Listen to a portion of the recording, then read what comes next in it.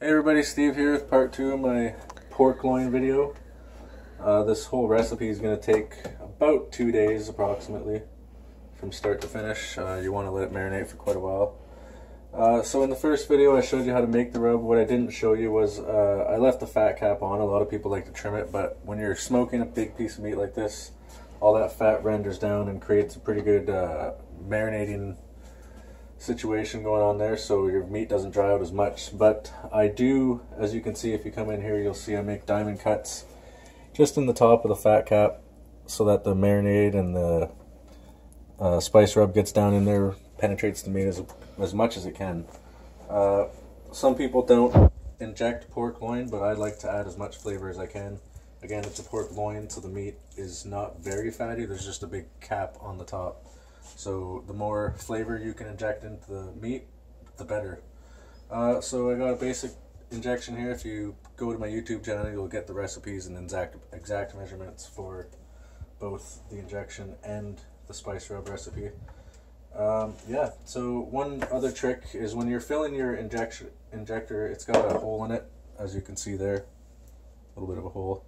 That'll, if you do it on the counter, obviously go all over the place. So I like to stick it in the meat, then fill it up, and you don't have to worry about such a big mess. I also do it in a bowl just to make sure you keep all that juice inside. You don't want it all over the place.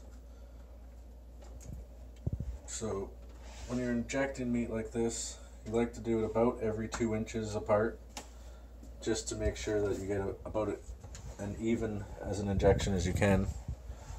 You get a close-up shot there. There's the injector. It's in the meat. You want to go again about every 2 inches apart just to make sure it's in there nice and even.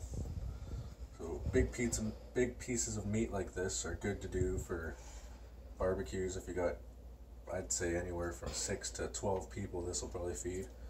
Make good sandwiches with it. You can do a lot of good sides. It's just a really good big chunk of meat to use for barbecue situations when there's a lot of people.